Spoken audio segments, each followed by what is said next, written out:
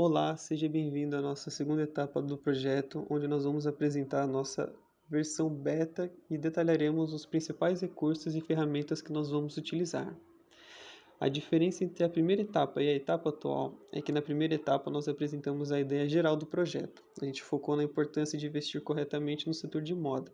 Agora, vamos mostrar o progresso que nós fizemos, incluindo os dados concretos e ferramentas específicas que vamos usar. Vamos começar com a apresentação dos gráficos e análise de dados. Para começar a fazer, para nós termos a base de tudo que nós fizemos aqui, utilizamos um dado do IBGE para fazer a análise de dados, que é o POF, Pesquisa de Orçamentos Familiares. Usamos elas para identificar os padrões de vulnerabilidade multidimensional entre diferentes grupos da população brasileira. Bom, dito isso, vamos para o nosso primeiro gráfico. Este histograma mostra a distribuição da proporção de pessoas com algum grau de vulnerabilidade em diferentes grupos. Essas barras, elas representam a quantidade de grupos que têm uma determinada proporção de pessoas vulneráveis. Por exemplo, aqui a maior parte das barras está em torno de 60 e 80%.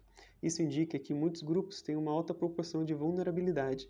E essas áreas com maiores proporções podem precisar de estratégias de marketing diferentes para abordar essas populações. Bom, o nosso segundo gráfico ele fala sobre o índice de vulnerabilidade multidimensional não monetário. Esse histograma exibe a distribuição do IVMNM entre diferentes grupos. As barras elas representam a quantidade de grupos que têm um determinado nível de IVMNM. Exemplo: se as barras elas estão concentradas em níveis mais altos, isso indica que uma alta vulnerabilidade geral. Os grupos de IVMNM mais baixos podem ser considerados para investimentos mais agressivos, enquanto aqueles com o IVMNM alto podem necessitar abordagens mais cautelosas.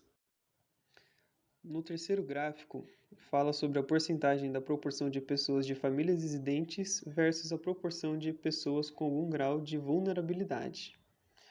Este gráfico de dispersão, ele compara a proporção das pessoas residentes com a proporção das pessoas vulneráveis em diferentes grupos também. Cada um representa um grupo específico, cada ponto representa um ponto específico. Por exemplo, se os pontos eles estão concentrados em uma diagonal ascendente, isso sugere que a correlação positiva, indicando que os grupos de maior população residente também tendem a maior vulnerabilidade.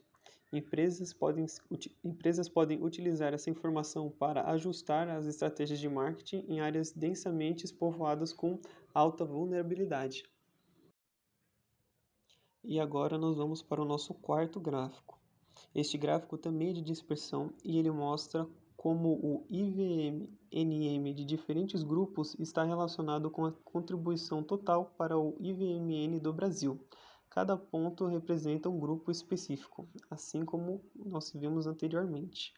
Se os pontos deste aqui estiver distribuídos de forma em que grupos altos de IVMNM contribuem significativamente para o índice nacional, isso indica que as políticas de investimento e suporte elas podem ser necessárias para grupos para reduzir essa vulnerabilidade geral. Mas você também pode estar se perguntando, o que seria essa vulnerabilidade multidimensional? A vulnerabilidade multidimensional é meio que uma medida de vários aspectos que podem tornar uma pessoa ou uma família vulnerável. Isso pode incluir fatores econômicos, educacionais, habitacionais, de saúde e entre outros. Mas no nosso caso, este índice ele mostra a vulnerabilidade das pessoas e famílias com base em várias dimensões, além da renda monetária. É uma forma de capturar a complexidade da pobreza e da exclusão social. E quando nós consideramos essas múltiplas dimensões, as empresas elas podem tomar decisões mais informadas e éticas, contribuindo para a redução de desigualdade e para o desenvolvimento sustentável. Agora que os gráficos já foram apresentados, vamos para o código.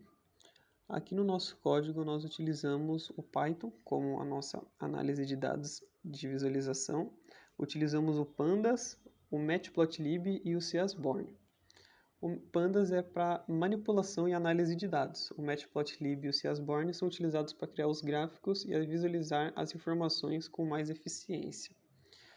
Eu vou estar mostrando aqui para vocês, deixando aí na tela, o código que nós utilizamos para criar os gráficos.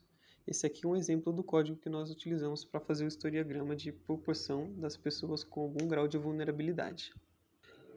E nós estamos integrando um conceito de machine learning e inteligência artificial para prever as tendências e comportamentos no mercado de moda com base nos dados de vulnerabilidade.